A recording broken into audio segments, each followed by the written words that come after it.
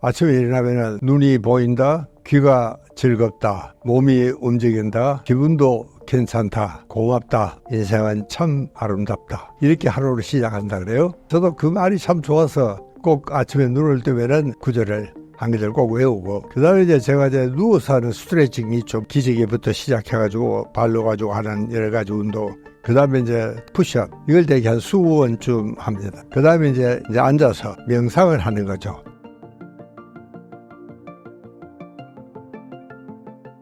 저는 상당히 유명한 정신과 의사고요. 요즘 주로 이제 산에서 이런 리조트 같은 그런 사업을 많이 하고 있습니다. 박사님만의 아침 루틴이 있다고 들었습니다. 아침마다 어떤 루틴을 하시고 목적은 무엇인가요?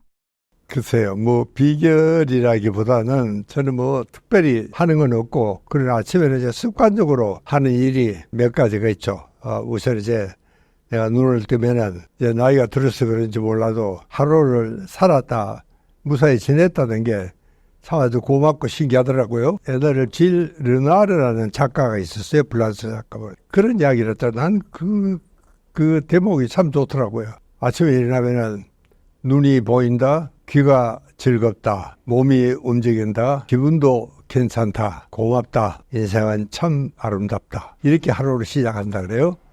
저도 그 말이 참 좋아서 꼭 아침에 눈을 뜨면은 구절을 한 구절 꼭 외우고 합니다. 그 다음에 이제 제가 누워서 하는 스트레칭이 좀 대개 다 알고 계시지만, 누워서 하는 스트레칭 좀 기지개부터 시작해가지고 발로 가지고 하는 여러 가지 운동, 그 다음에 이제 다시 엎드려서 이 몸통 받쳐 푸시업, 이걸 되게 한 20번쯤 합니다. 그 다음에 이제 일어나서 이제 앉아서 얼마간 명상을 하는 거죠. 오래는 안 합니다. 한 5분에서 10분 정도 하루 생활을 참 돌이켜보고 고맙다고 생각을 하고, 그 다음에 이제 이 발을 주무르면서 아주 정말 진심을 담아서 수고했다, 고맙다, 조심할게, 잘 부탁해. 그래서 발이 제일 고생을 하잖아요. 이게 좀 우리가 발이 잘못해가지고 이제 우리 나이 되면 바로 골절이 되기 때문에 발이 정말 좀 고맙고 아주 참 나를 위해 제일 고생하는 부분이 발이니까, 발에 대해서 진심으로 저는 고마운 마음을 담으면서 인사를 합니다. 그게 이제 일어나 앉아서 하는 데까지의 운동이죠. 그 다음에 이제 일어서서 하는 운동은 스쿼팅을 그것도 한 20번쯤 합니다. 스쿼팅을 20번쯤 하고, 그 다음에 이제 벽에 기대가지고 몸통 뻗치게 하고, 그 다음에 이제 우리 직원이 이 셋밥을 하나 사주더라고요. 거기에 올라서서 대개 한 300번 좀 합니다. 300g 이렇게 세알이 가면서. 그럼 한 10분 조금 안 걸립니다. 한 5분 남짓하게 그렇게 걸리고요. 이제 그것까지가 거의 아침에 내가 하는 운동의 전부입니다. 그러면 이제 한 30분쯤 걸립니다. 그게 이제 아침 운동입니다.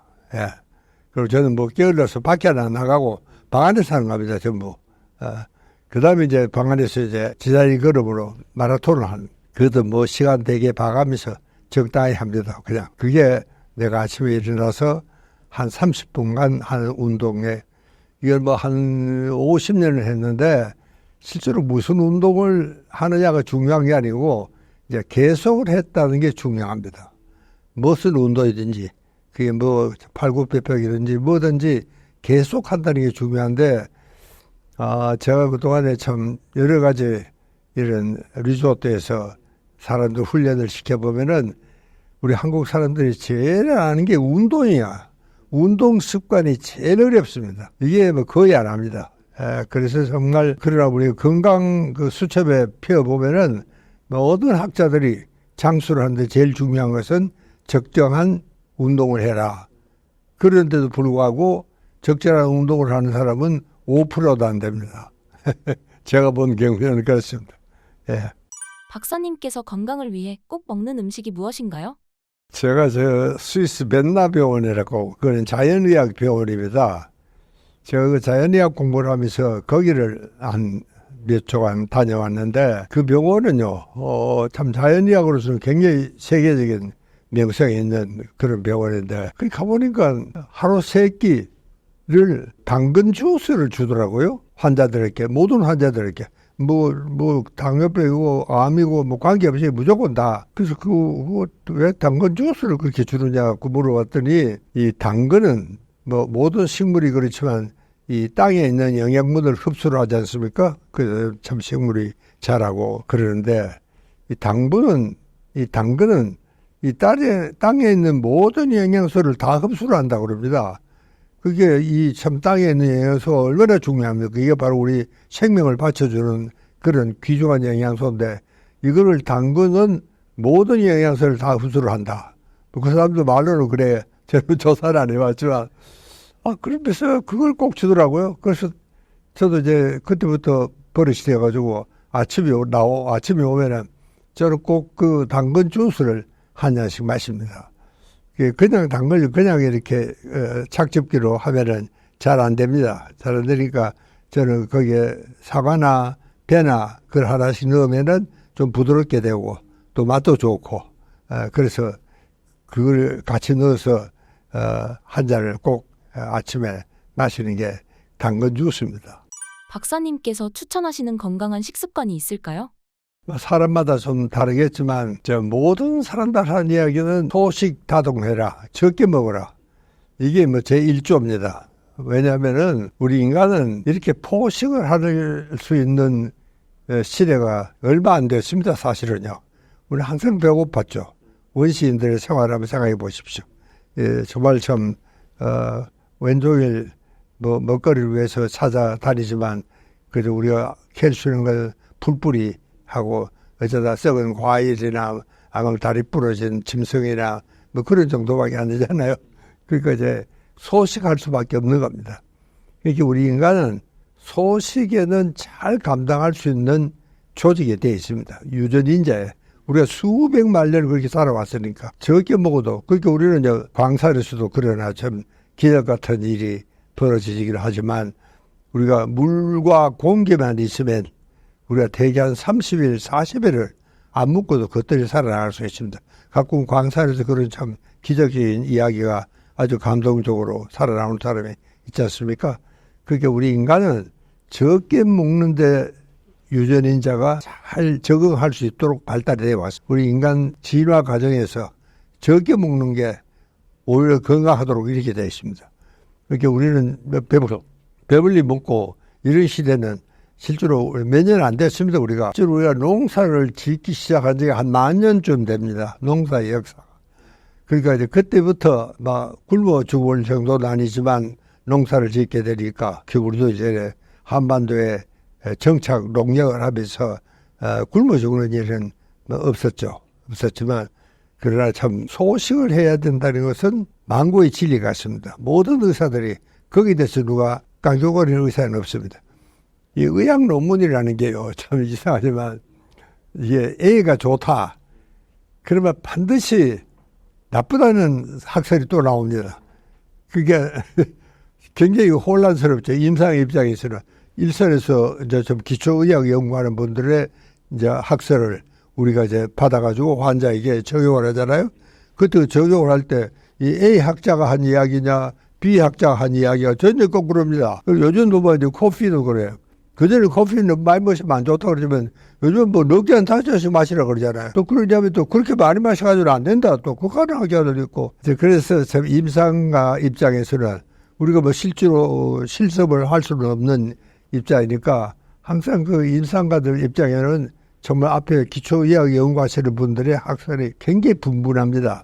그러니까 이제 무슨 이야기를 하더라도 항상 그 이야기가 의사들 하는 이야기가 보면은 말도 안 되는 이야기도 있고 그러기도 하고 그렇습니다. 그러니까 이제 의학 학문이라는 게 그 의사가 참 요하다 하는 그 의사가 실력도 물론 있어야 되겠지만 나하고 맞는다는 이야기입니다. 사람은 다 다르잖아요. 체질이 다 다르고 다 다른데 그렇기 때문에 어떤 의사들한테 그 이야기들이 딱 들어맞는 그런 경우도 있죠. 그러니까 우리가 의사를 잘 골라야 되는 것도 또 그중에 또 건강의 비법 중에 하나입니다.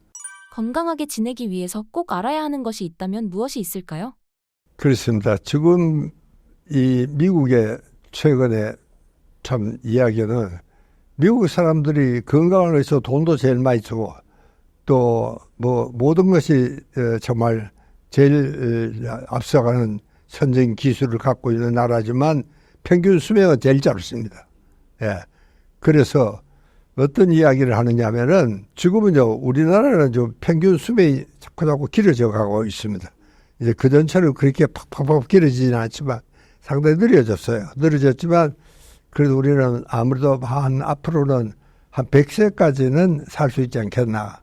근데 미국 학자들은 상당히 비관적입니다. 오히려 지금 태어나는 아이들이 우리 세대보다도 더 목숨이 짧을 수도 있겠다. 그렇게 이야기하는 사람들이 있습니다. 왜냐하면은 너무 잘 먹으니까. 우리는 못 먹는데 소식에 내가 아까도 그랬죠. 적게 먹는 데는 습관이 잘 돼 있다고. 그러니까 배고픈 것은 우리가 잘 참는데 배부른 건 오히려 못 참는 그런 시대가 오니까 그러니까 오히려 요즘 아이들은 너무 잘 먹으니까 목숨이 오히려 짧아지는 거예요. 평균 수명이 짧아질지도 모른다 하는 것을 경고하는 학자들도 있는데 그건 우리가 정말 잘 새겨 들어야 될 부분이 아닌가 잘 그렇게 생각을 합니다.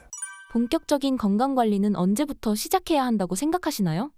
그건 뭐 아주 어릴 적부터 정말 해야 된다고 생각을 하는데 요즘은 이제 정말 우리 한국 아이들도 참 걱정이 공부를 너무 시키기 때문에 학원에 가더라고 뭐 요즘 심지어는 운동장이 없는 학교도 정말 있거든요. 그게 우리 어릴 적에는 제가 좀 생각해도요. 어떻게 내가 정말 90까지 살아. 올해 내가 90입니다. 창피하지만. 그런데 어떻게 그렇게 오래 살 수 있었을까 생각을 하니까 역시 우리 어릴 적에는 건강에 대한 개념이 없었다는 게 나는 오히려 오래 살아간 게 아닌가. 이런 생각이 들어요. 무슨 초이스가 없잖아요. 보리에 한 톨 있으면 그것까지 찍어가지고 죽으러 가려면 먹고 안 그러면 뭐 정말 채소랑 뜯어가지고 채소죽 끓여 먹고 하는 그게 우리가 다 했으니까 오히려 그런 생활을 했기 때문에 오히려 오래 건강할 수가 있지 않았느냐 그런 생각이고요. 우리 어머님만 하더라도 참 그 가난한 시절에 104살까지 살았습니다. 그걸 보면은 확실히 정말 너무 부유롭게 산다는 게 지금은요 굉장히 오히려 건강 장수와는 반대되는 그런 생활 환경입니다. 그러니까 오히려 윤택할수록 그렇게 미국의 요즘 젊은이가 오히려 지금 어른보다도 수명이 짧아진다는 이야기가 바로 거기서 나오는 거죠. 예.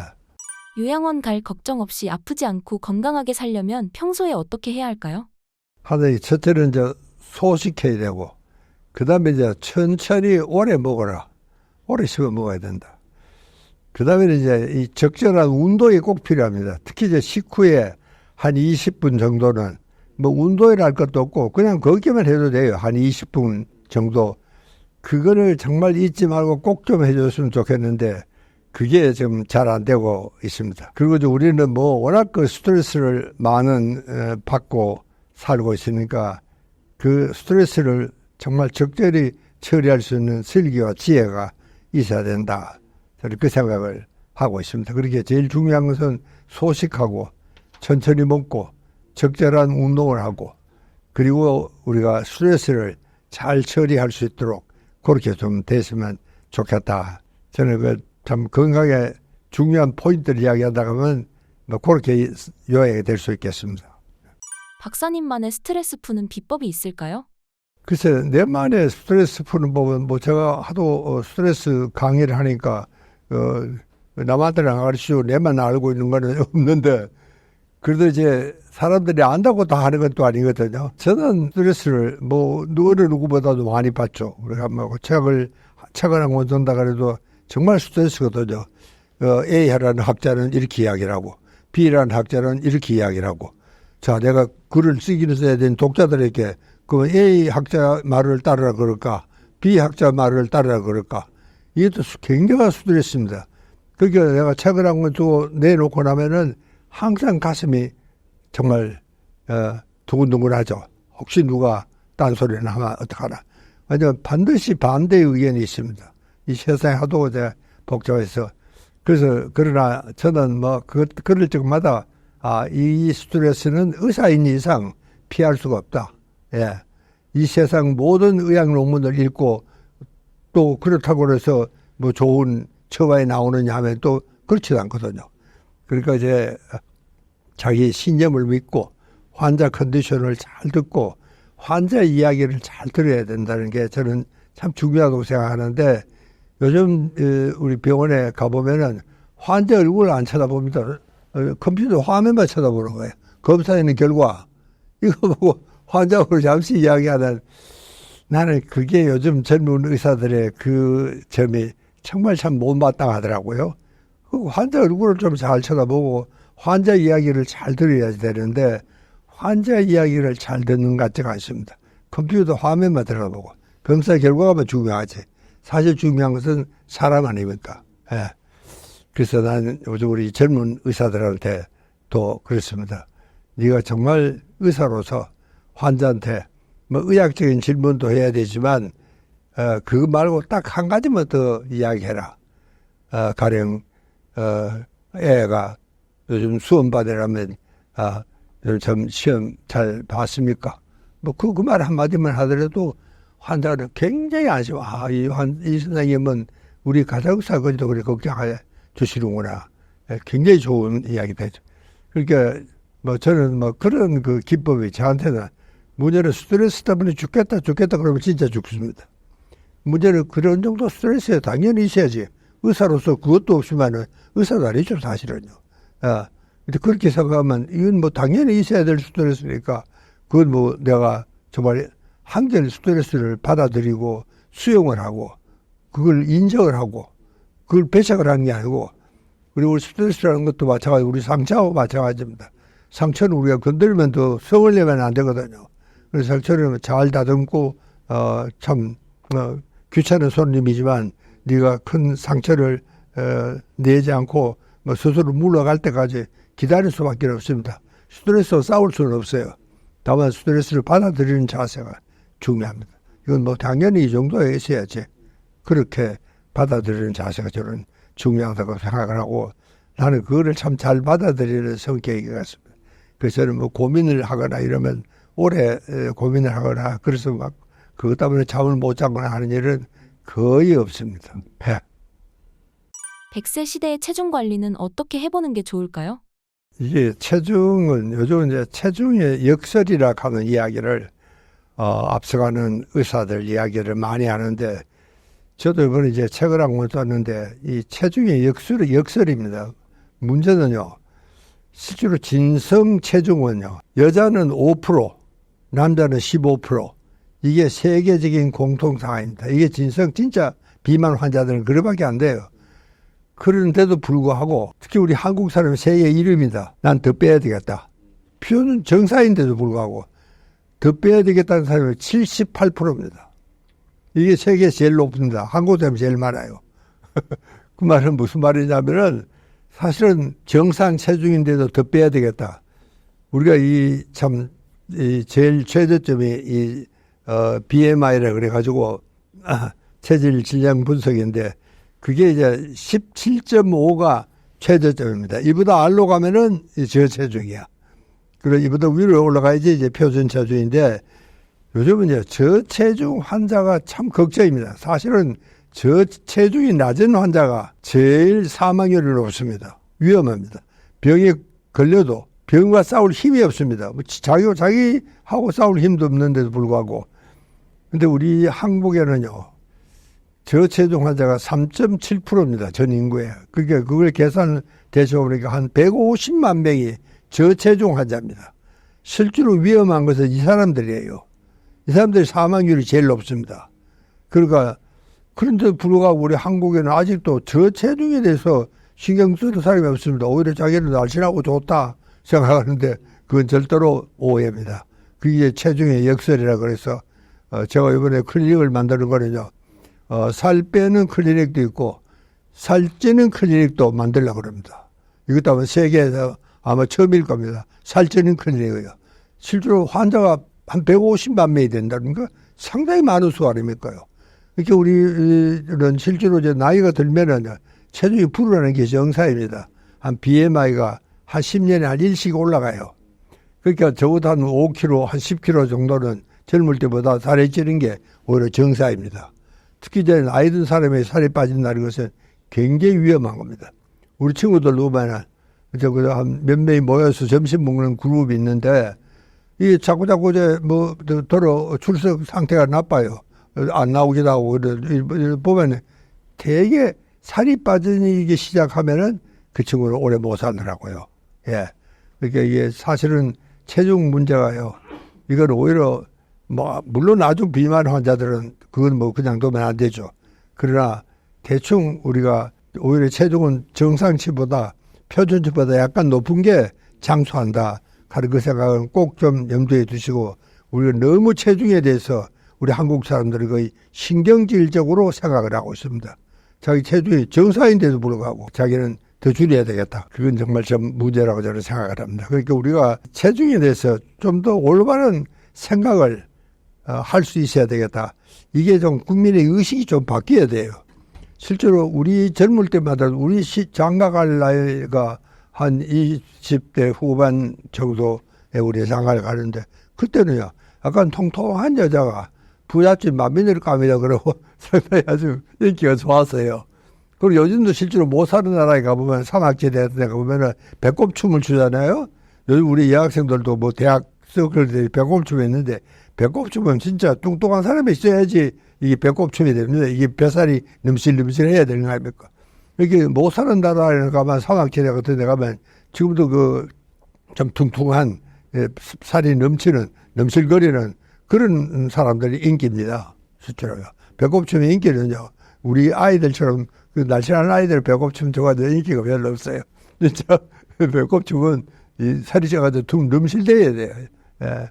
그게 사막지대 못 사는 나라는 지금도 그런 사람들이 인기입니다. 근데 여기에 우리도 사실은 불과 몇 년 사이에 바뀌는 것 같아요. 우리가 이제 산업사회가 되면서 아마 한 88 올림픽 80년도, 70년도를 경계로 해서 갑자기 통통한 사람보다 날씬한 사람, 이게 이렇게 하고 막 돼버렸어요.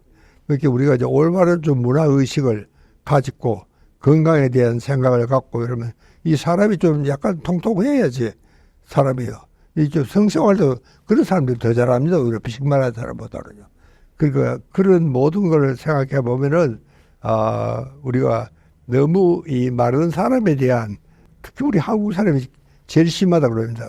세계 평균적으로 한 70%쯤은 자기는 더 빼야 되겠다. 정상인데도, 그만하면 됐는데도. 우리 한국 사람은 78%라 그러면 1위에 우리 한국이. 건강에 너무 집착하는 것도 좋지 않다고 하셨는데요. 그 이유에 대해 말씀해 주신다면요? 체중은 칼로리하고는 관계가 없습니다. 근데 이제 어떤 사람들은 막 그걸 계산합니다. 오늘은 몇 칼로리를 먹었으니까 내가 살이 몇 킬로 쪘을 것이다. 그게 이게 위장으로 먹는 게 아니고 머리로 먹는 겁니다. 계산해 가면서. 그럴 정도 되면 노이로제입니다. 이 핀란드 정부에서 굉장히 재미있는 실험을 했습니다. 이게 아주 중간 관리직 각 600명씩을 검사를 했는데, 하나는 완전히 의사가 시킨 대로 정확하게 막 기계처럼 아주 해야 되는 그런 그룹이 있느냐 하면, 또 한 그룹은 네 멋대로 해라. 지금까지 살던 대로 그냥 한번 살아봐라. 그리고 이제 10년 후에 조사를 해봤더니 그냥 지 멋대로 사는 사람들이 훨씬 더 건강하고 오래 살고 그랬다고 합니다. 그래서 그게 참 핀란드 증후군이라고 우리 정신과에서 상당히 유명한 이야기입니다. 핀란드 증후군. 그러니까 우리가 너무 건강에 신경을 쓰고 그렇게 하면은 그게 오히려 더 나쁘다. 그런 이야기입니다. 그러니까 너무 그렇게 칼로리라든가 먹는 데 신경을 쓴다거나 건강염려증이라는 병도 있습니다. 심지어는요. 항상 건강에 대해서 너무 신경을 쏟아내고 그냥 보통대로 그냥 그렇게 살면 되는 겁니다. 예. 나이를 먹고 나서 많은 분들이 운동을 한다는 차원에서 등산을 다니시는데요. 등산이 많이 도움이 될까요? 등산은 절대적으로 도움이 되죠. 첫째로 이제 등산 그 자체가 그렇고, 또 그리고 우리는 정말 참 우리는 축복받은 나라에 태어났다는 것은, 우리는 사방 둘러보면 푸른 산이 있잖아요. 그러니까 여러분, 우리는 산 근처만 가면은, 산 속에만, 숲 속에만 들어가면 절로 이 자연 치유력이 발동을 합니다. 거기는 산소도 많고, 숲에는 모든 향기도 있고, 그런 물 흐르는 소리, 이 모든 것들이 우리 인간에게는 끝없이 참 편안한 그런 기분을 주게 되는 겁니다. 이렇게 산이 주는 마음의 평온, 이것은 어떤 것보다도 스트레스 해소라든가 우리 건강한 도시인들에게 건강을 지키는 데는 산이 저는 최고라고 생각을 합니다. 그래서 물론 산을 오르고 내리는 것도 그 자체도 참 중요하지만 그러니까 산에 그냥 앉아있는 것만으로도 여러분들 우선 산에 가서 폭포 옆에 이렇게 하면 앉아서 눈 감고 하면 있어 보십시오. 정말 마음이 아주 참 시원하고 깨끗하고 그렇게 되는 것을 뭐 느낄 수 있잖아요, 당장요. 근데 우리처럼 막 그 등산을 마치 시합을 하듯이 올라가는 사람들이 있습니다. 막 또 올라가고 내릴 때도 막 또 내려가요. 그 내려가서는 또 이제 막 요즘은 이제 유명한 산 코스 밑에는 대개 이제 그 뭐 두부집도 있고 막걸리집도 있는데 그 친구들 오랜만에 만나가지고 막 한 잔 마시고 나는 뭐 그거까지는 좋다고 생각하는데 그게 너무 많이 마시고 나면 산에 가는 효과가 다 없어집니다. 적정하게 해야 되는데, 예. 한국 노인 빈곤율은 OECD 세계 1위로 굉장히 심각한 상황입니다. 다른 나라에 비해 한국 노인 빈곤율이 이렇게 높아지게 된 이유는 무엇인가요? 뭐 우리보다 못 사는 노인도 많습니다. 그런데 왜 우리가 이제 선진국에 비해서는 우리가 이렇게 높으냐 하면은 제가 아까도 설명했지만 우리는 정말 못 사는 나라에 태어났습니다. 우리가 제대할 때는요, 정말 정년을 할 때는 그때는 국민연금이라는 것도 없었고 직장에서도 퇴직금은 그냥 어떨 때는 뭐 직장에 문 닫아버리면 뭐 자기 집까지 재펴놓은 걸 다 날아가는 직장과 함께 날아가는 그런 직장도 굉장히 많았고요. 그래서 이 노인들이 첫째는 돈이 없습니다요. 우리가 돈을 많이 벌던 그런 시절에 활약을 한 게 아니잖아요. 그 다음에 또 한 가지는 그런데도 불구하고 자식들에 대한 교육열은 대단합니다. 세계에서 우리가 교육열, 사교육열이 교육비가 제일 많이 들지 않습니까? 근데 그거를 하려고 그러니까 이 정신이 없는 겁니다. 그러니까 뭐 자기 있는 거 없는 거 다 떨어가지고 애들 교육에는 투자를 하고 그 다음에 또 애들에게 뭐 없어도 물려주는 게 많아야 돼. 물려주려고 그러니까 그게 이제 참 노인들을 가난하게 만드는 큰 원인이라고 생각을 합니다. 그런데 요즘 젊은이들은 옛날에는 모든 것은 정말 논밭부터 시작해서 이 살림을 마저에게 많이 주거든요. 왜냐하면 마저는 나중에 노인들을 보양을 해야 되니까 부모를 부양을 해야 되니까 맞으니까 그러니까 이제 참 마저에게는 그런 특전이 주어지는데 뭐 지금은 그런 것도 없어졌잖아요. 사실상. 그러니까 이 노인들이 가난해질 수밖에 없고 또 이제 실제로 이제 우리가 한 50, 60이 돼서 나오면은 아직까지도 우리는 이 노인들의 취업에 대한 생각이 없습니다. 예, 그래서 노인들의 취업이 대단히 힘들거든요. 그래서 정말 이게 아주 힘들고 외국 사람들은요, 이 정년 파티 그러면 상당히 화려합니다. 저도 뭐 몇 차례 가봤지만요, 우리처럼 뭐 정년 파티 그러면 막 한쪽으로는 이제 나는 이제 끝이다, 나는 이제 사회로부터 끝났다, 뭐 그런 생각에서 굉장히 우울한데 이 외국 사람은 그렇지 않습니다. 정년을 손꼽아 기다리는 겁니다. 왜 정년을 하면은 뭐 노후 보장이 완전히 돼 있잖아요.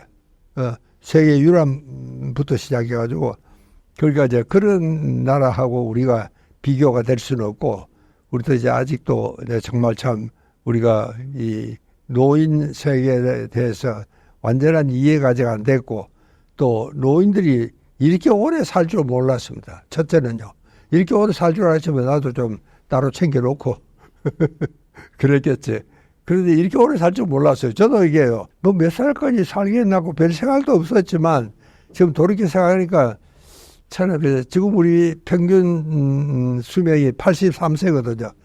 저는 뭐 그 정도 삶에 적절하지 않겠나 저는 그 생각을 합니다. 저는 벌써 한 7년 더 살아버렸어요. 그런데 이제는요, 앞으로 이제 노인들은 아까 몇 세부터 참 우리가 건강을 유념을 해야 되겠냐 그러는데 실제 몇 세부터 하는 중요한 것이 아니고 저는요, 평생 현역으로 뛰어야 된다. 그거는 지금부터 젊을 때부터 준비를 해야 되고 직장을 고를 때 잘 골라야 돼요. 가령 의사들만 하더라도요. 의사들은 뭐 특별히 다른 무슨 없는 한 평생을 의사들 할 수도 있습니다. 저도 의사니까 다행히도 이런 데 좀 불려 나오지 내가 의사가 되려면 날 부르겠어요. 이런데 이 얼마나 귀한 자리인데. 그러니까 이게 생애 현역으로 뛸 수 있는 직장을 구하도록 좀 해야 되고, 그게 아니라도 직장에 다니면서 벌써 생애 현역으로 뛸 수 있는 준비를 지금부터 해야 되는데, 우리에게는 한 번도 그런 역사가 없었습니다. 우리보다 오래 살았던, 우리가 장수 제1세대거든요. 우리보다 오래 살았던 사람도 없으니까 그런 풍습이라든가 그런 의식 자체가 있지를 않습니다. 그러니까 이제 우리 노인들은 전혀 죽을 준비도 안 돼 있고 또 오래 살 준비도 안 돼 있고 준비가 안 된 장수 세대라는 게 이게 제일 큰 문제라 저는 생각을 합니다. 한국의 노인 우울증도 많이 심각한 상황일까요? 그럴 수밖에 없죠. 우리가 이제 우울증이 제일 심한 것은 이 세로토닌 결핍증입니다. 우리 세로토닌은 뇌신경 전달 물질인데 이게 부족하면은 뇌 활동이 다 떨어지고 우울증이 옵니다. 또 그리고 이제 이 우울증은 항상 우리가 조심해야 될 게 자살률하고 밀접한 연관이 있습니다. 그러니까 자살이라는 것도 저게 순간에 충동을 못 이기는 거거든요. 내가 한강다리에 간다고 다 뛰어내리는 건 아니잖아요. 그러고 순간적인 충동을 참아야 되는데 그 충동을 참게 하는 데는 세로토닌이라는 뇌 속에 있는 신경 전달 물질이 있습니다. 이게 부족하면 우울증이 있고, 그 다음에 또 이제 충동을 조절을 못하기 때문에 자살을 많이 하게 되는 겁니다. 우리 한국이 뭐 세계 자살률 제1위 아닙니까? 이게 정말 좀 걱정입니다. 이게 10년도 넘게 이랬습니다. 조금. 그래서 저는 뭐 국제 학회를 요즘 못 갑니다. 뭐 자살 가면 코리아야. 이 일이라도 됐으면 좋겠어, 우리가.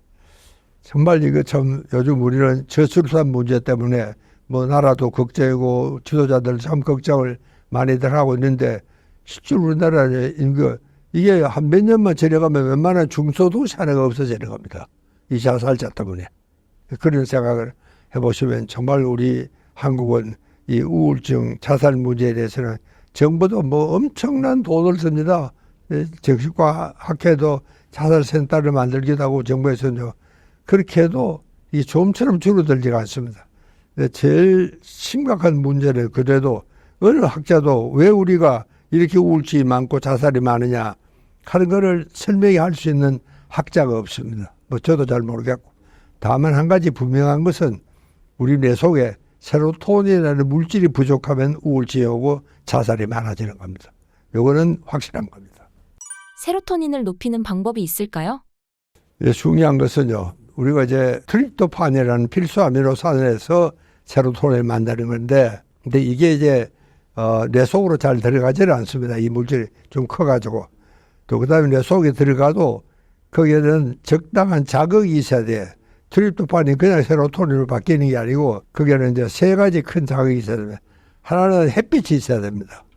그러니까 이제 구름 낀 날, 비 오는 날 괜히 마음이 침울하고 이런 것은 세로토닌을 만들지 못하기 때문에 우울증이 오는 겁니다. 그 다음에 둘째는 우리가 리드미카라는 운동을 해야 됩니다. 근데 우리가 운동을 안 하잖아요. 제가 아까도 얘기했죠. 그 다음에 이제 세 번째는 이런 스킨십이 많아야 돼요. 우리는 반가운 사람끼리 만나면 허깅도 하고 악수도 하고 키스도 하고 그렇게 하지 않습니까? 이런 것들이 이제 부족하면은 세로토닌 분비가 잘 안 되는데, 그래서 최근에는요 정말 놀라울 사건이 생겼습니다. 우리 한국에서 개발한 건데 뭐 저도 거의 좀 거들었습니다만 오박사라는 연구팀이 어떻게 하면은 세로토닌을 좀 많이 만들어낼 수 있을까, 이걸 연구를 해서 특허까지 다 받았고 이게 이제 곧 아마 시중에 아마 개발이 팔려 나오지 않겠나 저는 그런 생각을 하고 있습니다. 그래서 그걸 먹으면은 세로토닌이 빨리 흡수되고, 그 다음에 세로토닌이 빨리 트립토판이 빨리 흡수되고 빨리 세로토닌으로 전환이 되는 그것을 촉매작용을 하는 게 이게 세로타민이라는 물질을 이 사람들이 개발한 겁니다. 연구를 해서. 이게 세계 처음입니다. 정말 엄청난 연구를 한 겁니다. 예. 이제 그것만 잘 나와도 아마 상당히 많은 우울증 환자가 개선이 되지 않을까 저는 기대가 큽니다. 예. 노후에서 돈 다음으로 중요한 건 무엇이라고 생각하시나요? 뭐 노후 자금도 참 중요하지만 그래도 나이가 들면 우선 건강해야 됩니다. 첫째는요. 이게 우리가 뭐 오래 산다고 좋은 게 아니잖아요. 우리가 평균 수명은 83세지만 실제로 우리가 이 건강 수명은 70 초반입니다. 73세 평균입니다. 여기 우리가 죽으면서 10년은 우리가 병을 앓다가 죽는다. 뭐 통계적으로는 그렇게 설명을 할 수가 있습니다. 실제로 우리가 이 시중에 보면은 참 꾸부정하고 지팡이도 접었고 그래도 자기 갈 길을 갖고 있는 노인들은 축복받은 노인입니다. 그렇지 못하고 집에서 그냥 완전히 뒷방 신세를 지고 있는 노인들도 많거든요. 안 그러면 요양소 간다든가. 그렇게 생각을 해보면은 실제로 우리는 이 노인들은 정말 건강이 무엇보다도 제일 중요합니다. 그 다음에 이제 두 번째는, 이 인간관계가 참 중요합니다. 가족 관계도 물론이고, 이웃과의 관계, 또 종교단체, 교회, 절, 이런 데도 그렇고, 학교 동창들, 친구들하고, 왜냐면 이제 정말 우리가 죽을 때는 어떤 이제 참 사명감을 갖고 보람 있는 삶을 살아야 됩니다. 그게 이제 인간을 정말 건강하게, 젊게, 멋있게 그렇게 살게 하는 원동력이 뭐냐? 보람 있는 생활을 해야 됩니다. 그걸 뭐냐면 사회에 뭔가 공익이 될 수 있는 봉사활동을 우리가 할 수 있어야 됩니다. 그런 여유 정도는 있을 수 있도록 자기를 다듬고 가꾸고 그렇게 해야 할 수밖에 없겠다 그런 생각을 합니다. 박사님께서는 어떨 때 보람을 느끼시나요? 저는 참 고맙게도 이 의사가 돼서 뭐 이런 참 좋은 귀한 장면에도 출연할 수 있는 기회도 있고요. 또 이걸 참 보고 사람들이 참 좋은 이야기를 많이 들었다고 칭찬을 하고 그럴 때도 보람을 듣고 또 저는 뭐 대중 강연을 제가 잘합니다. 지금도 대중 강연을 많이 하는데 그 사람들이 참 박수도 하고 요즘 뭐 참 인기인들은 이 박수를 받는 힘으로 살아간다 그러지 않습니까? 저도 박수 받는 일이 자주 있고 그렇습니다. 그리고 또 제가 책을 좀 많이 쓰는 편입니다. 제가 이 사회 정신의학을 공부하다 보니까 여러 정신과 의사들은 뭐 이렇게 딱 자기 전공 분야 공부하면 하죠. 저는 사회 전반 이슈에 대해서 저는 관심을 갖지 않으면 안 되는 그런 공부를 제가 했습니다. 굉장히 광범위하죠. 그래서 제가 책을 여러 가지를 씁니다. 지금도 아마 책이 한 20권은 아마 넘게 썼던 것 같습니다. 제가 80년 초반부터 지금까지. 그러니까 뭐 1년에도 2권씩 그렇게 쓰고 지난번 우리 코로나 때는 정말 3권을 썼습니다. 예. 그럴 정도로 우리가 책을 많이 줘요. 그래도 죽어도 곧 2권이 곧 나옵니다. 이제 기대하십시오. 그런 거를 읽고 그래도 좀 선생님 책 읽고 많은 도움이 됐습니다. 그런 이야기를 어쩌다 오다가 가다가 전혀 모르는 사람이 그렇게 인사를 할 때도 굉장한 참 보람을 느끼고 내가 정말 어려웠지만 힘들었지만 그래도 내가 그 책을 쓰기를 잘 쓰구나 하는 생각을 하고 보람을 느끼죠. 예. 곧 2건의 책이 나온다고 하셨는데 어떤 내용인가요? 하나는 이제 세로토닌이 워낙 귀한 물질이니까 최근에 연구가 많이 되었습니다. 그리고 제가 한 10년 전에 쓴 것 책들이 너무 오래돼서 새로 하나 써야 되겠다. 그러니까 세로토닌 그 행복의 세계로 하는 책을 하나 썼고요. 그 다음에 하나는 이제 허리오선치. 예. 허리오선치. 제가 아까 잠시 설명을 했지만 우리가 정말 참, 체중이, 정말 참, 우리가 지금까지 생각하면 날씬하면 좋다 하는데 그게 아니고 날씬하게 오히려 더 생명적으로 위험하고 건강에도 문제가 생긴다 하는 그런 생각을 해봤어요. 제가 이번에는 지금 저쪽 리조트를 만들고 있는데 거기는, 살찌는 클리닉이 하나 있고, 그 다음 살 빼는 클리닉이 하나 있고, 클리닉이 2개가 있습니다. 아마 살찌는 클리닉은 세계에서 우리가 처음이 아닌가 생각을 합니다. 학자들도, 살이 정말 여긴 사람들이 너무 걱정이다. 그런 걱정을 하는 의사들도 첨단 의사들이 많습니다. 그러나 실제로 이제 그런 클리닉을 운영을 하는 의사들은 또 잘 없어요. 아직은 없습니다. 그게 제가 한 처음입니다. 그리고 허리오선치, 그 다음에 이제 세로토닌, 그 2가지가 새로 나옵니다. 현대인들은 잠 계속 자도 피로가 쉽게 풀리지 않습니다. 왜 그런 걸까요? 그래서 우리가 보통 이제 이 도시인들이 피로하다 그러면은 뭐 육체적인 피로가 잘 아닙니다. 사실은요. 뭐 우리가 뭐 논을 맺나 밭을 맺나 뭐 육체적으로 필요한 이유가 잘 없는데 사실은 뭐 육체적으로 필요하다 그러면 그것도 뭐 저기 밤을 채웠다든가 그러면 술 마시고 밤 저고 집에 돌아다녔다든가 이제 그런 일이 아니고는요. 보통 우리가 일반적인 생활을 우리가 하고 있을 때 피곤하다는 것은 거의 정신적인 피로입니다. 이렇게 뇌피로라고 이야기하죠, 우리가. 그러니까 이런 신체적인 그런 물리적인 피로라기보다는 뇌피로니까 물리적인 그런 등산을 높이 갔다 왔다. 그때 필요하죠. 뭐 그때는 한숨 자고 일어나면 아주 좋은 휴식이 될 수가 있죠. 그러나 이게 뇌가 필요할 때는 그 자고 일어난다고 되는 게 아닙니다. 자고 일어나면 오히려 더 나빠질 수도 있습니다.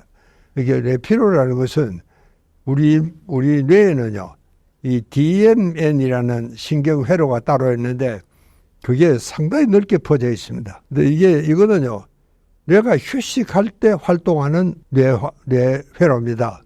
그러니까 보통 우리가 뇌가 휴식할 때 활동을 하니까 그러니까 우리 뇌는요, 24시간 일을 한다고 봐야 되는 겁니다.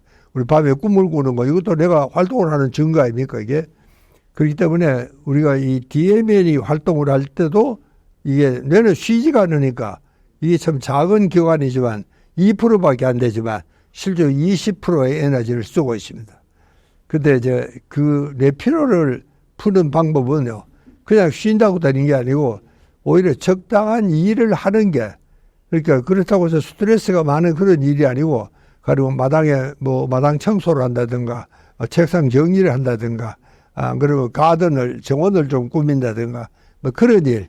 그러니까 그렇게 힘든 일도 아니면서 그런 적당한 일을 해놓고 나면 기분이 깔끔하잖아요. 우리 누구나 없이 다 공부방을 보면 아주 뭐 귀신 나오고 뭐 겁날 정도로 의대로 변하는데 그런 것도 해놓고 나면 깔끔한 기분이 좋으니까 아주 기분이 아주 상쾌하죠. 그러니까 뇌피로는 오히려 적당한 스트레스를 주고 그다음에 너무 어렵게 하지 말고 쉬운 일을 적당한 스트레스를 받으면서 풀어나가는 게 그게 오히려 참 좋은 스트레스가 될 수 있고 그다음에 제일 좋은 방법은 아까 우리 이야기했던 산에 가는 방법이 정말 좋습니다. 예. 너무 무리하지 마시고. 시중에 파는 피로회복제가 피로에 많은 도움이 될까요? 그렇습니다. 우리가 이 피로회복제는요, 거의가 이제 이 신경 흥분제입니다. 예. 그러니까 이제 먹고 나면 당장은 사뿐하죠. 예. 사뿐하지만 그 다음에는 오히려 더 떨어지는 겁니다. 이 반대로요. 이제 그런 것이 있기 때문에 이제 이게 문제고 또 피로회복제는 그런 신경 흥분제가 많이 들어있기 때문에 이 흥분이 이제 좀 가시고 좀 가라앉으면은 다시 일할 기분이 나서 또 일을 또 하게 되고 이렇게 되는데 이제 그거 이제 바짝 하는 그 기분으로 우리가 이제 대개 마시게 되고요. 그게 어떨 때는 거의 중독이 되는 경우도 있습니다. 그거 안 마시면 일이 안 되는 사람도 있거든요. 담배 안 피우면 안 되듯이 술 한 잔 안 먹으면 안 되듯이 그렇게 중독이 되는 경우도 있는데 그건 정말 우리가 조심해야 될 일이라고 저는 그렇게 생각을 합니다. 박사님께서는 커피에 대해서 어떻게 생각하시나요? 커피에 대해서는 참 뭐 내가 뭐라고 이야기해도 또 반대하는 사람이 있을 테니까 걱정스러운데 최근에는요 한 너댓 잔까지는 마셔도 괜찮다. 그전에 비해서는 커피가 많이 좀 개발되는 편입니다. 커피 한두 잔은 뭐 저는 괜찮고 저도 커피는 아침에 한 잔, 저녁에 점심 때 한 잔, 두 잔은 뭐 꼭 마십니다. 그리고 이제 커피는 그 정도 마셔가지고는 별로 문제가 없다는 게 일반적인 상식인데 어떤 학자들은 뭐 하루에 한 5잔까지 마시라 그러는데 저는 뭐 그게 그렇게까지 뭐 정말 마실 필요까지는 못 느꼈어요. 그런지 몰라도 저는 뭐 그렇게 생각하지 않고 그냥 아침, 점심, 뭐 저녁에는 아무리 뭐니 해도 약간 잠에 지장이 오는 게 사실입니다. 그게 정상입니다. 커피는 신경 흥분제니까 중추신경을 흥분시키니까 잠이 안 오는 게 정상입니다. 나는 늦게도 커피를 마셔도 나는 잠이 잘 온다 하는 사람은요, 그 사람은 오히려 수면 부족지입니다. 수면이 부족하니까 뭐 웬만큼 각성제를 먹어도 그냥 잠이 오는 겁니다. 그게 그런 점도 우리가 한번 생각해 보실 필요가 있습니다. 뇌피로를 회복하는 가장 좋은 방법이 있다면 무엇일까요? 이 뇌피로는요, 제가 아까 여기는 소위 DMN 하는 뇌회로가 있는데 그것이 디폴트 모드 네트워크라 그렇게 이야기합니다. 그건 이제 중추신경이 휴식할 때 가령 공부를 좀 열심히 하고 있었지 않습니까? 지금 우리가 이렇게 인터뷰 열심히 했죠. 이제 끝나고 화장실에 간다. 그럴 때는요, 여기하고는 관계없는 다른 일이 또 생각이 날기도 하고, 오늘 퇴근하면서 누구하고 한잔 마실까, 뭐 그런 생각도 들고 그러잖아요. 그럴 때는, 오히려 이제 뇌 휴식이 되는데, 그럴 때도 사실은 뇌는 일을 하는 겁니다. 그래서 옛날에는요, 이게 처음 나왔을 때는, 뭐 그렇게 뭐 옛날도 아닙니다. 한 10년쯤 됐는데, 이게 처음 이 학설을 발표했을 때는, 그런 게 없다. 뭐 심지어는 그렇게 반대하는 학자들도 있었는데, 지금은 이제 오히려 DMN이 꼭 그 쓸모없는 에너지, 이게 에너지 소비를, 뇌에서 쓰는 에너지의 한 60% 정도를, 80%까지도 심지어는 DMN이 쓰고 있다. 그러니까 그 에너지 낭비꾼이다. 처음에는 그렇게 생각을 했는데, 최근에는요, 자꾸 보고서가 나오는데, DMN도 굉장히 중요한 일을 하고 있다, 사실은. 왜냐하면은, 가령 우리가 이렇게 좀 방송을 열심히 하다가 밖에 휴식하러 나갔다. 그럴 때는요, 순간적으로 뭔가 탁 떠오르는 게 있습니다. 아까 우리 방송할 때 이게 빠졌구나. 하루 그런 생각이 떠오른다. 혹은 또 어떨 때는 뭐 집에 갈 때도 술 한잔 마시고 털럭털럭 집에 갈 때 뭔가 아이디어가 탁 떠오른다든가. 그게 DMN이 하는 일이라는 겁니다. 그 DMN이라는 것은 전혀 쓸데없는 에너지나 낭비꾼이 아니고 상당히 창조적인 일을 한다. 이렇게 오히려 그런 창의적인, 요즘 뭐 창의적인 인재가 제일 중요하지 않습니까? 그런 창의적인 인재는 역시 DMN이 활동을 할 때 그런 창의적인 아이디어가 떠오른다. 그래서 요즘에 DMN에 대해서 상당히 높이 평가를 하고 있는 이것이 최근 뇌신경의 추세입니다. DMN을 활성화시키려면 어떻게 해야 할까요? 뭐 DMN을 일부러 활성화시킬 수는 없고요. 실제로 이제 우리가 이제 공부를 할 때도 보면 하루 대개 한 8시간, 10시간 뭐 아무리 열심히 해도 그 이상 못 하잖아요.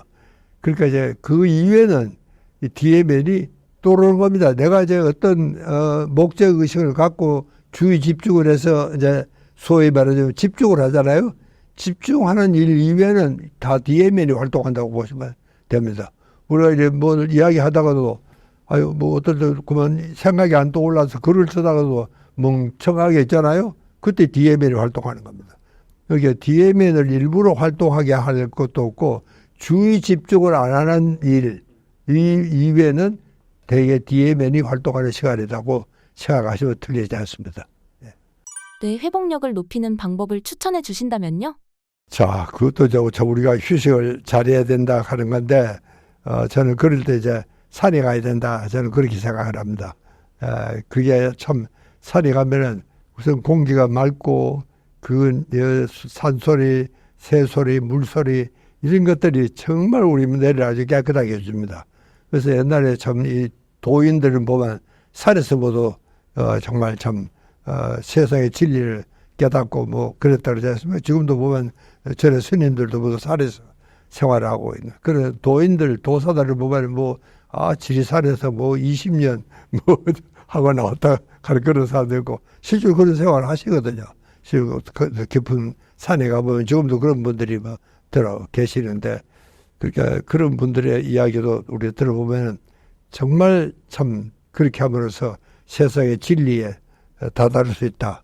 그런 생각을 이제 하게 되고 그 다음에 이제 참 중요한 것은 우리가 이제 호흡을 잘 해야 됩니다. 호흡입니다. 호흡기부터 문제예요. 이게 보통 우리 호흡 그러면은 한 1분에 한 12번쯤 하는 게 보통인데 이 소위 뇌 휴식을 위한 호흡은 1분에 그다 한 2번, 3번입니다. 그러니까 내가 있는 거를 숨을 다 내쉽니다. 그럴 때는 입을 가늘게 뜨고 하고 다니 배가 완전히 꺼질 때까지 다 내쉬고 다 내쉬고 나면 절로 이제 흡기는 절로 되죠. 근데 흡기는 코로 합니다. 코로 이제 들이마시고 그래서 내쉬고 들이마시고 그럴 때는 이제 소위 자율신경, 교감신경과 부교감신경이 있죠. 그 자율신경에 휴식을 줄 수 있는 유일한 방법은 심호흡입니다. 이 복근 호흡을 우리가 잘해야 되는 게 이게 아주 굉장히 중요합니다. 그러니까 이제 우리가 화가 났다든가 혹은 또 내가 괜히 마음이 조급하다든가 내가 너무 피곤하다든가 그럴 때는 반드시 좀 그 자세를 반드시 하고 앉아서 혹은 서서 괜찮습니다. 어떤 자세는 반드시 앉아 있으면 그리고 이제 호흡을 천천히, 길게, 천천히, 부드럽게 아주 좀 길게 하는 이게 이제 열쇠입니다. 그러면 이제 좀 세상에 도를 깨시는 겁니다. 이게 이제 옛날에 그 참 2500년 전에 부처님이, 부처가 되기 전이죠. 양반이 이제 이 참 귀족으로 태어났거든요. 그런데 이제 인도는요, 지금도, 고행을 하면 득도를 한다 하는 그런 전통이 있습니다. 그래서 인도에 가면 정말 꼭 귀신 같은 사람들이 길에서 이 건드리기만 하면 넘어지고 막 큰일 날 것 같은 그런 사람들이 많습니다. 그러니까 이 젊은 청년도 인도의 북부 한 청년이 나와서 6년 동안 고행을 했어요. 근데도 뭐 한 가지 근심도 안 없어져. 108번뇌 중에 하나도 안 없어져. 그래서 그리고 제가 앉아서 쉬는데 한숨을 푹 쉬고 나니까 그렇게 마음이 편안해지는 건데, 우리가 실제로 한숨하고 나면 마음이 편안해지잖아요. 그 참 나무가 버리 쓰고, 그래서 이제 이 스님이 이 청년은 이게 호흡을 잘해야 되는구나. 그게 이제 불교의 참선의 시작이 된 게 그런 시작을 한 겁니다. 그래서 참 이 자율신경을 조절할 수 있는 유일한 방법은 다른데 아무것도 없습니다. 심호흡을 하는 것밖에 없습니다. 그게 좀 2500년 전에 부처님이 그걸 진리를 깨친 겁니다. 예. 그래서 오늘날 우리는 그 청년을 부처님이라고 부르죠. 그렇습니다. 박사님께서 좋아하시는 산이 있으실까요? 저는 뭐 우리 한국의 산은 다 좋아합니다. 그러나 꼭 경치 좋은 산이 합니다. 경치 좋은 산은 사람이 많잖아요. 그 실제로 이제 외국에서는요, 정말 아주 유명한 등산로는 이 예약을 해야 됩니다. 팀을 갈라서 한 5분, 10분 간격을 두고 올라가게 합니다. 우리처럼 주르르 서가지고 올라가는 게 아니고, 그 왜 그러냐? 우리가 왜 산에 갑니까? 뭐 시중에 시끄러운 잡음을 들으려고 그러면 산에 갈 게 뭐가 있습니까? 시장에 가야죠. 그러니까 이제 산에 간다 그러면 그 사람들은 기본적으로 소원소원한데 위시퍼링. 그래서 그걸 써놨어요. 위시퍼. 그냥 이야기하면 그렇게 소원소원돼서 앞뒤로 오는 사람들에게 내 말이 들리지 않도록 해야 됩니다. 그리고 실제로 그런 산에 가보면 아무도 없고 그저 우리만 있는 것 같은. 그리고 이 전 바위 뒤에 보면 한 몇 채가 이렇게 둘러 앉아서 소원 내는 그런 소리를 들을 수가 있습니다. 그러니까 이제 우리가 산을 가더라도 그런 좀 예법을 서로 지켜야 됩니다. 산은 조용하잖아요. 예, 그렇게 좀 산소리가 사람 소리로 방해가 될 수 있도록 그렇게 되면 안 되는 이야기입니다. 젊은 층에게 해주고 싶은 조언이 있으실까요? 그렇습니다. 우리가 정말 이렇게 잘 살게 됐는데 요즘은요, 이게 이제 갑자기 바뀌니까 우리가 너무 못 살던 나라에서 너무 갑자기 잘 살게 되는 그런 나라에 오니까 나라에 살게 되니까 특히 이제 부모의 역할도 이 분명치가 않아요. 실제로 요즘 저는 우리 부모들이 우리 아이를 저렇게 키워서는 안 된다고 생각하는데 부모님들은 그렇게밖에 안 되는 겁니다. 그게 왜 그러냐면은 지금 부모 세대는요, 이 도시로 이주한 제1세대입니다. 전부 농촌이 있었잖아요. 그래서 이제 60년, 70년대 산업사회가 시작이 되면서 모두 이제 도시로서 밀려왔거든요. 그 아이들이야. 그 1세대, 그 아이들이지. 그러니까 이제 그때는 정말 참 뭐 혹시 주인 집에 애가 뭐 시끄러우면 안 되니까 과잉보호를 하게 되는 경우가 좀 많고, 어쨌든 방법은 그때 아이들 공부시키는 방법밖에 없습니다. 주부들은 집에 있어가지고 그 당시, 요즘 이제 뭐 다 직장에 나가지만 그때에도 다 집에서 애를 잘 키워야 돼. 애 잘 키우는 게 뭐냐? 좋은 대학에 가는 겁니다. 그렇게 이제 그렇게 이제 뭐 참 이렇게 금이야 오기야 이렇게 키워놨으니까 이 아이들은요, 참 우리가 얼마나 고생을 해서 이 나라가 이렇게 잘 살게 됐는지 전혀 생각이 없습니다. 전혀 생각이 없어요. 원래 우리가 이렇게 잘 사는 나라인 줄 그렇게 알죠. 실제로 여러분 세계를 한번 둘러보면은 우리만큼 잘 사는 나라가 없어요. 예. 또 우리만큼 이 노인만 하더라도 그렇습니다. 어느 이웃에 일본에 그 얼마나 잘 사는 나라예요, 우리보다도. 그런데도 불구하고 노인들에 대한 대접은 그저 할인 몇 푼 해주는 겁니다. 우리는 공짜에다가 거기다 경록사까지 마련해가지고 모시고 그러고 있지 않습니까? 그러니까 이제 우리는 정말 너무 갑자기 잘 살게 되고 나니까 우리가 이 하나씩 단계를 밟아서 이렇게 올라가야 되는데 우리는 뭐 급격하게 급성장을 해버렸으니까 그 중간에 갭이 많이 생겨 있습니다. 이렇게 우리 문화가 이렇게 참 올바로 이렇게 성장을 하지가 못했고 어떻게 생각해 보면은 원래 문화라는 것은 어떤 사회적인 변동이 있으면은 그 사회적인 변동에 적응하기 위해서 문화라는 것이 생기는 겁니다. 그런데 요즘은요, 우리는 이게 거꾸로 됐어요. 이 젊은이들의 문화를 선도하니까 요즘 뭐 K-팝 그러고 뭐 K자가 붙으면 이게 뭐 대단한 거 아닙니까, 이제? 근데 그러니까 이 문화가 먼저 가고 그리고 이제 사회적인 변동에 따라가는 겁니다. 보통은 사회적인 변동이 먼저 가고 거기에 적응하기 위해서 문화가 생기는 건데 우리는 이게 정말 그럽니다. 이게 문화가 먼저 가는 거예요. 그렇게 앞으로 어떤 사회가 오고 어떤 사회적인 문제가 생길지 여기에 대한 책임의식이라든가 주인의식이라든가 이런 거는 이 젊은이들이 대단히 희박한 겁니다. 지금 따져가 한번 보십시오. 지금 우리의 저출산 문제 이게 좀 심각하지 않습니까? 지금 뭐 나라 문을 닫아야 될 형편이라 그런데도 불구하고 뭐 젊은이들은 뭐 그건 뭐 당연히 자기 책임이 아니라고 생각합니다. 실제로는 우리가 이게 뭐 남자가 애를 낳을 수 있으면 나들 때는 내라도 하나 낳아야 되겠다는 생각을 하고 있는데 이제 그런 데 대한 책임의식이라든가 옛날에 우리는 뭐 다 그렇지는 않았지만 나라를 위해서는 내가 뭐 내 목숨 하나 바치겠다. 노래도 그런 노래가 있었어요.